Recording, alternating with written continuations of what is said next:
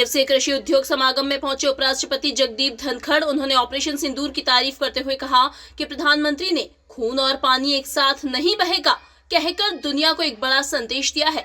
उन्होंने कहा कि भारत अर्थव्यवस्था को लेकर दुनिया में चौथे नंबर का देश बन गया है और बहुत जल्द भारत तीसरे पायदान पर होगा। मध्य प्रदेश कृषि को उद्योग से जोड़ने का काम कर रहा है, ये बहुत ही सराहनीय पहल है। मुख्यमंत्री डॉक्टर मोहन यादव ने कहा कि हमारे आज के सफल कार्यक्रम में 20 उद्योग इकाइयों का हमने उद्घाटन किया है। हजारों की संख्या में किसान यहाँ मौजूद रहे। करोड़ों की लागत के विकास कार्यों का लोकार्पण भी किया है। इतना ही नहीं, कृषि से संबंधित उद्योग और किसानों का उत्पादन बढ़ाने के लिए भी हम प्रयासरत हैं। महिला, किसान, युवा, गरीब सब वर्ग के कल्याण के लिए हम काम कर रहे हैं। आज आपका आशीर्वाद किसानों को मिला है। आज से 5 दिन बाद मध्य प्रदेश की धरती पर दुनिया के सबसे बड़े लोकतंत्र के सबसे बड़े नेता फिर मध्य प्रदेश आ रहे हैं।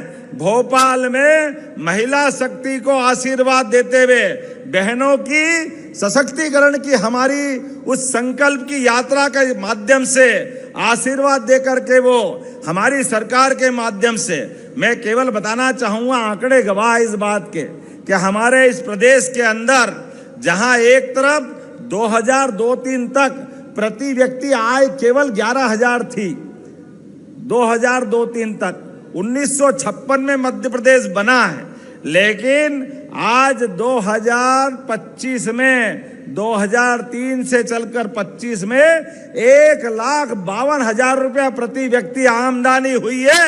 ये हमारे मध्य प्रदेश के अंदर विकास हुआ है और एक के बाद एक हमारी सरकार भी इतने प्रकार से काम कर रही है कि हमने प्रति हार्स पावर, वैसे तो 5 हार्स पावर के ऊपर 53,000 की सब्सिडी हमको देना पड़ती है और 7,500 रुपया हम किसानोन से लेते हैं 1 साल बिजली देने के लिए।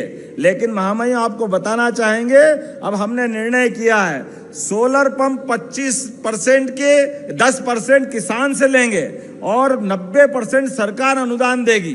तो इसका मतलब आने वाले समय में बिजली के बिल से छुट्टी, किसान अपनी जितनी चाहे फसल करे, उनके जीवन की बेहतरी के लिए काम कर रहे हैं।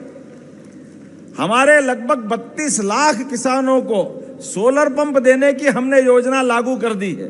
क्रमशः धीरे धीरे 5 horse power, 10 horse power, 2 horse power, 3 horse power सभी के लिए ये सोलर पंप देते हुए हम इनकी जिंदगी बेहतर करने के लिए जा रहे हैं। I have said on several occasions, farmers must emerge as entrepreneurs in agro sector. Our farmers must define entrepreneurship. I call them agripreneurs.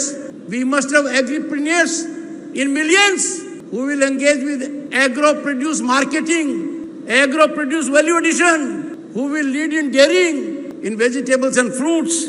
और ये खुशी की बात है कि आज के दिन किसान के साथ संवाद हो रहा है। देश में 730 कृषि विज्ञान केंद्र हैं और Indian council of agriculture research, भारतीय कृषि अनुसंधान परिषद की अनेक संस्थाएं हैं, वो सब सजग हो गई हैं, जागृत हो गई हैं। और मुझे प्रसन्नता का विषय है कि जिस ओर मैंने ध्यान आकर्षित मुंबई में करवाया था, वो आज के दिन जमीनी हकीकत है। किसानों का, सरकार का समर्थन बहुत ज्यादा है। किसान को हर तरीके से सरकार मदद कर रही है।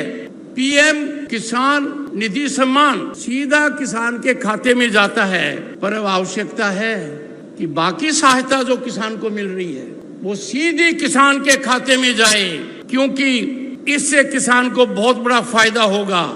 आज मैं मंच से ऐलान करना चाहता हूं सभी के लिए कि कृषि सिर्फ आर्थिक क्षेत्र नहीं है, कृषि का उद्योग से भारी लगाव है और माननीय मुख्यमंत्री ने यह पहल की है।